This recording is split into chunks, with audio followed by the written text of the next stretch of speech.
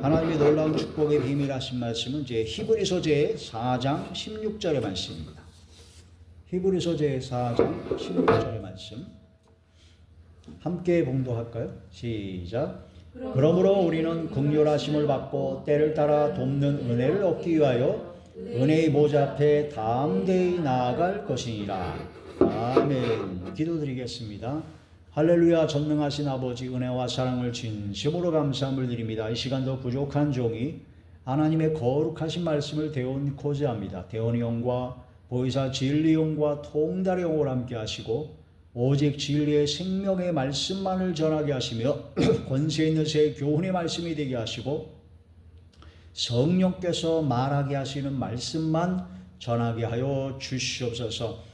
말씀을 듣는 모든 분들의 마음의 문이 활짝 열리게 하시고 영안과 심안과 지안을 열어주시옵시며 듣는 귀를 열어주사 인치듯 교훈하여 주시옵소서. 성령의 능력과 권능으로 함께하여 주옵소서. 예수님 이름으로 감사하며 간절히 기도 올려옵나이다. 아멘. 오늘 말씀의 제목은 긍휼하심과 때를 따라 돕는 은혜라는 말씀이 제목이 됩니다. 긍휼은 이제 불쌍히 여기는 것을 말합니다. 자비로우신, 인애와 인자가 풍성하신 하나님의 긍휼하심이죠. 우리 사람은 하나님 앞에 긍휼하심을, 불쌍히 여김을 받지 않으면 살아갈 수 없는 존재입니다. 이 세상에 죄인이 아닌 사람이 없죠. 모든 사람은 다 죄인입니다.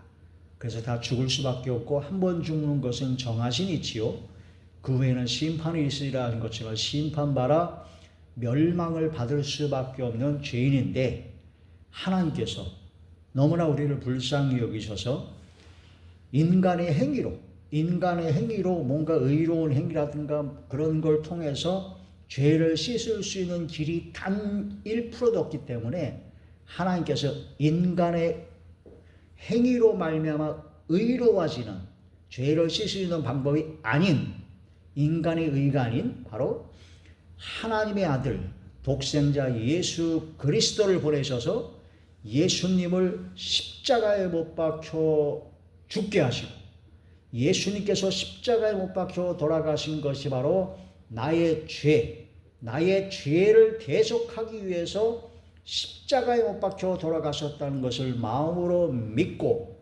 입으로 시인하여 예수님을 이제 주님으로 모시고 예수님의 부활을 믿으며 나도 역시 주님 오실 때 부활할 것을 믿는 믿음을 가진 자에게 구원의 역사, 대속의 역사, 기적의 은혜를 역사를 이루어 주십니다. 그래서 하나님의 긍휼하심이 아니면 우리는 구원받을 수가 없고 영원한 멸망을 받을 수가 없다. 그러면 나중에 죽고 나서의 천국 생활 그것만 하나님의 긍휼하심이 있느냐? 아니에요.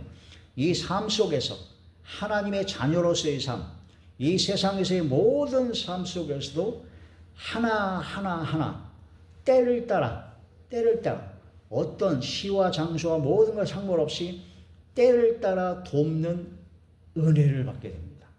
하나님의 긍휼하심. 그래서 예수님께서 십자가에 못 박혀 돌아가시고 3일 만에 부활하시고 40일 동안 제자들에게 보이시고 증거하셨다가 승천하시고 예수님께서 또 다른 보혜사 성령님을 보내주셔서 우리 마음 가운데 함께 하셔가지고 성령 역사로 말미암아 때를 따라 도와주시는 은혜를 베풀어 주십니다. 할렐루야. 그게 바로 하나님의 긍휼하심과 때를 따라 돕는 은혜입니다. 그래서 우리가 아무 공로 없이 예수님을 믿으면 구원받는 엄청난 하나님의 긍휼하심을 받았다 하면 이제 때를 따라 돕는 은혜는 성령께서 함께 하시고 성령께서 함께 하시는 가운데 믿음으로 기도했을 때 예수의 이름으로 믿음으로 기도했을 때 은혜의 보좌 앞에 나아가 하나님 앞에 나아가 믿음으로 기도했을 때 성령의 감동하심으로 성령의 기도가 되었을 때 때를 따라 돕는 은혜를 받게 됩니다.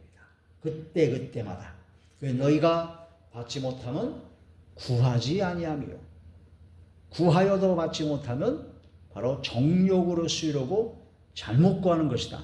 그래서 잘못 구하는 것만 아니면 하나님께서는 다 응답하십니다.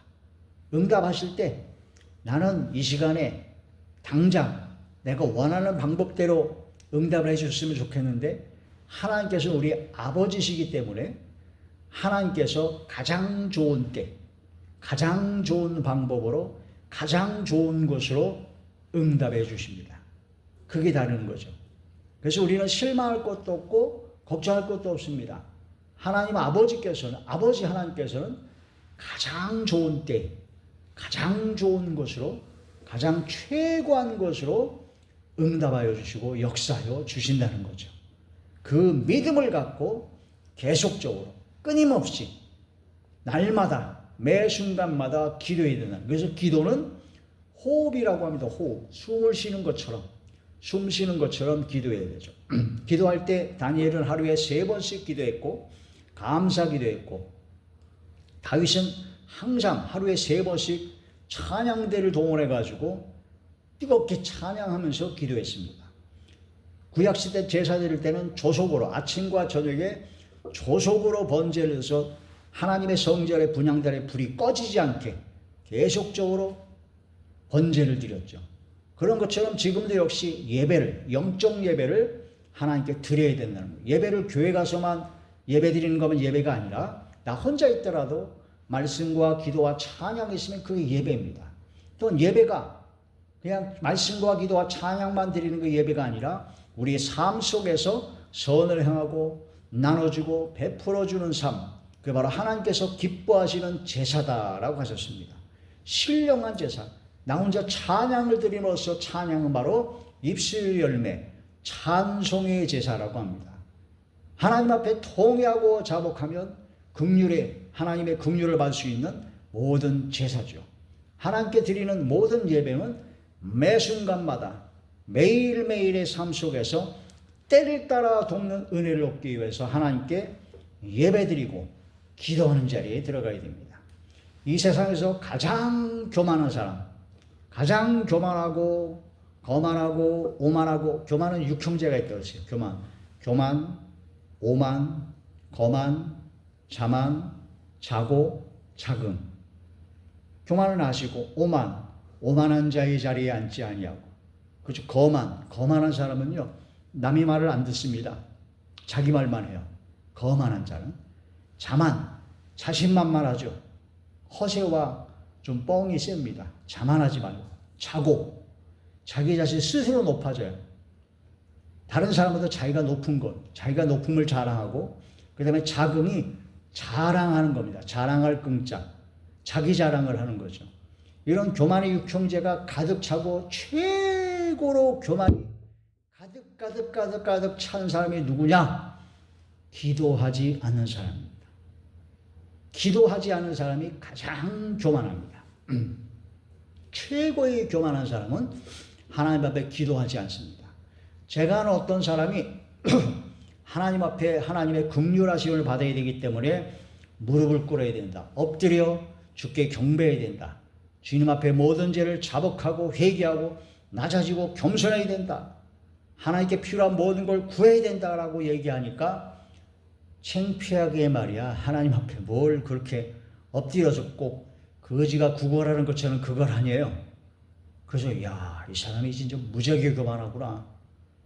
하나님을 믿는다고 하면서도 하나님을 천지와 만물과 우주 전체를 창조하시고 역사하시고 섭리하시고 주관하시고 통치하시는 전지전능하신 하나님으로 보는 게 아니라 그냥 옆집 아저씨처럼 나의 소원이나 나를 잘되게 하는 무슨 지니 같은 요술램 귀 지니같이 생각하는 거야. 그러니까 하나님 앞에 엎드리는 것을 창피하게 자존심 상해 하더라고요. 와, 이건 엄청난 교만입니다. 여러분, 다니엘이나 모든 믿음의 사람, 하나님의 사람을 보면요, 예수님을 만나요. 사울이 바울이 된 것처럼 완전히 뒤집어집니다. 그 앞에 엎드려 죽은 자 같이 된다고 그랬어요. 다니엘과 같은 그런 최고의 믿음의 사람도 주님 앞에 하나님의 말씀을 가고 천사 앞에 엎드려 버리는데 우리가 주님을 만나고 주님 앞에 나아갈 때 그런 경외하는 영으로 충만해져야 돼요. 그런데 그걸 깨닫지 못하고 하나님 앞에 막 무릎 꿇고 간절히 매달리고 하는 것이 창피하고 자존심 상한다는 것은 굉장히 교만한 거죠. 그래서 하나님께 기도하기를, 하나님 이렇게 해주면 되겠습니다. 안 해주면 하나님이 손해죠. 뭐 그런 식으로 그런 교만한 마음을 가지면 절대로 안 된다는 거죠. 하나님 앞에 겸손하고 낮아져야 되고 하나님의 긍휼하심을 받아야 됩니다. 하나님 저를 불쌍히 여겨 주시옵소서. 하나님께서 불쌍히 여겨 주시면 다 됩니다. 하나님께서 불쌍히 여겨 주시면 뭐든지 역사가 납니다. 그래서 하나님 앞에 가장 최고로 응답을 가장 빨리 받는 기도가 어떤 기도냐면요, 눈물의 기도입니다. 하나님의 눈물을 통곡하면서 하나님 저를 불쌍히 여겨 주시옵소서 하고 눈물의 기도를 하면 하나님께서 불쌍히 여겨 주셔요. 그게 하나님의 긍휼하심을 받게 됩니다. 그런데 요즘 많은 사람들이 눈물의 기도를 안 해요. 눈물의 기도를 잘 안 해요. 그게 하나님 앞에 너무 뻣뻣한, 너무 하나님 앞에 좀 딱딱한 그런 기도를 하는데, 눈물의 기도, 가식적인 눈물이 아니라, 남에게 보이려고 하는 눈물이 아니라 진정 하나님 앞에 모든 죄를 자복하고 회개하고 하나님의 긍휼하심과 하나님의 놀라우신 때를 따라 돕는 은혜를 베풀어 주옵소서. 주님의 은혜가 아니면 나는 하루도 단 한순간도 살 수가 없습니다. 숨 안 쉬고 5분을 못 살아요. 숨 안 쉬면 한 3분 지나면 확 막혀가지고 거의 그 의식불명 상태가 됩니다. 잠수부들이 한 10분 뭐 한다 그러는데 그건 특수한 사람이고 대부분은 5분을 못 넘깁니다.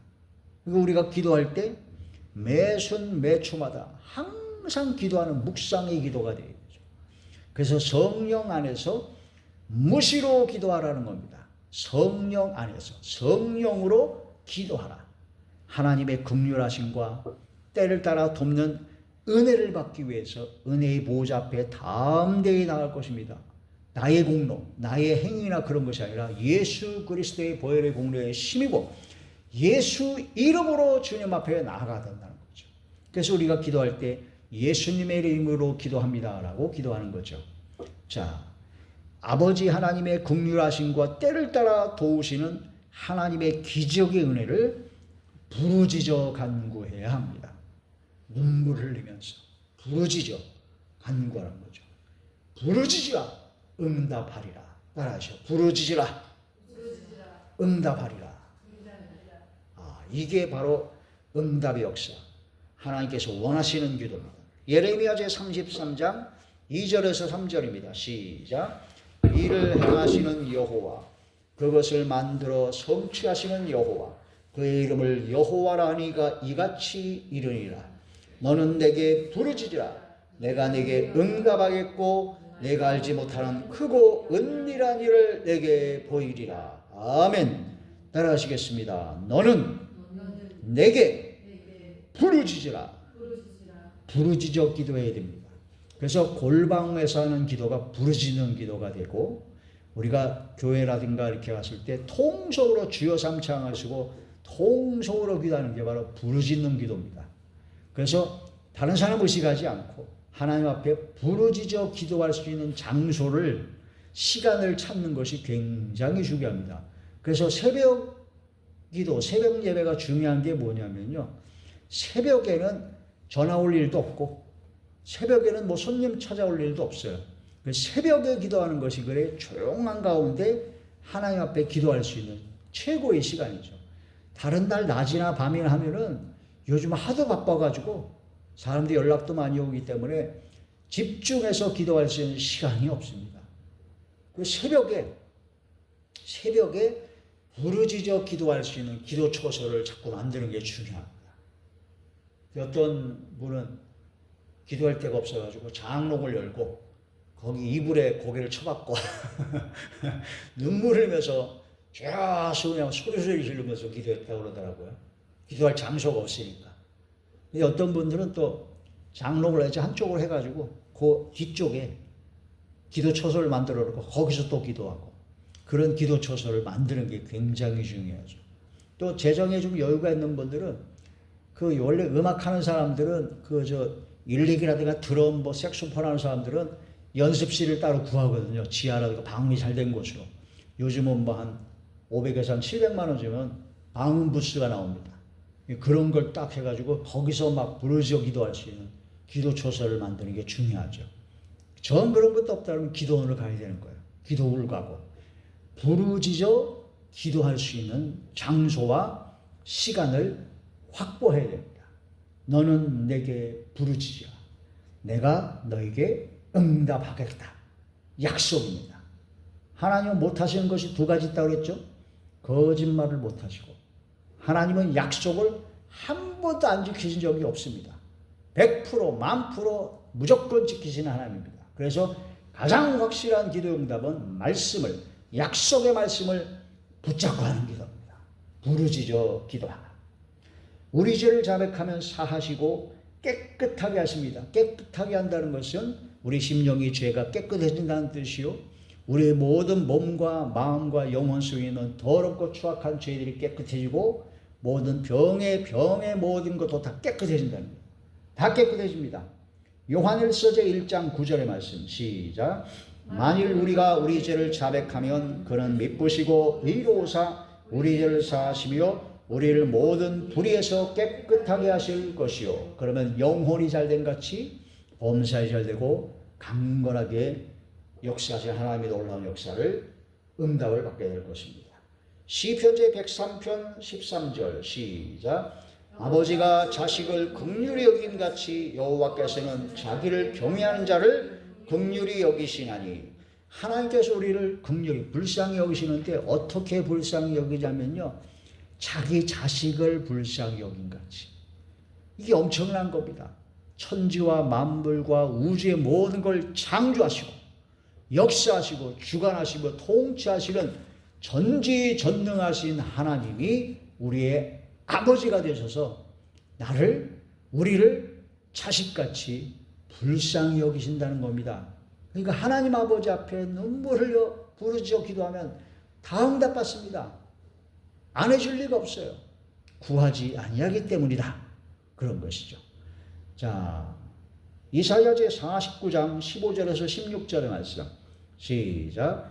여인이 어찌 그 젖 먹는 자식을 잊겠으며 자기 태에서 난 아들을 긍휼히 여기지 않겠느냐. 그들은 혹시 잊을지라도 나는 너를 잊지 아니할 것이라. 내가 너를 내 손바닥에 새겼고 너의 성격이 항상 내 앞에 있나니. 아멘.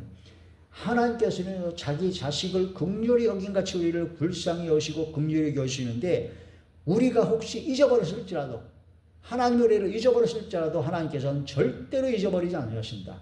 하나님께서 우리를 손바닥에 새겼다고 했습니다. 하나님의 손바닥에 새겨진 존재입니다. 따라서 우리는 하나님의 손바닥에 새겨진 존재입니다. 우리가 바로 영접하는 자, 곧 그 이름을 믿는 자들에게는 하나님의 자녀가 되는 권세를 주신다고 하는데, 그게 하나님의 자녀의 권세라는 거죠. 하나님의 손바닥에 새겨주셨다니까요. 할렐루야. 자, 다니엘 제9장 18절의 말씀 시작.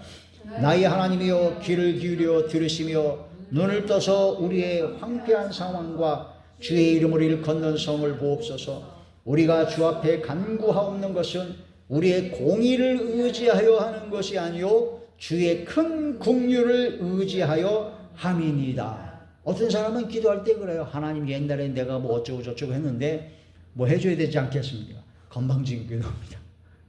하나님께서는 우리의 공의, 우리의 행함으로 기도하는 것이 아니라 하나님의 긍휼하심을 의지하는 기도가 되어야 됩니다. 하나님의 불쌍히 여기시는 그 긍휼하심을 받아야 때를 따라 돕는 은혜, 기적의 은혜를 베풀어 주신다는 것이죠. 할렐루야. 자, 로마서 제8장 32절의 말씀입니다. 시작. 저를 아끼지 아니하시고 우리 모든 사람을 위하여 내주시니가 어찌 그 아들과 함께 모든 것을 우리에게 주시지 아니하겠느냐. 예수님을 보내신 하나님 아버지께서는 우리 모든 사람을 위하여 아들과 함께 모든 것을 다 주신다는 겁니다. 그게 바로 하나님의 긍휼이십니다. 자, 디도서 제3장 5절이죠. 우리를 구원하시되, 시작. 우리를 구원하시되 우리의 행한 바 의로운 행위로 말미암지 아니하고 오직 그의 긍휼하심을 따라 중생의 시승과 성령의 새롭게 하심으로 하셨나니. 아멘. 우리의 행위로 긍휼하심을 받는 것이 전혀 아닙니다. 하나님의 긍휼하심을 받아서 눈물로 부르짖어 하나님의 약속을 붙잡고 예수님의 이름으로 간절히 기도하는 자리에 들어가야 되죠. 하나님 아버지 앞에서 항상 겸손하며 경외하며 약속의 말씀만 믿고 담대히 예수님의 이름으로 나아가는 모두가 되기를 축복합니다. 할렐루야. 아멘.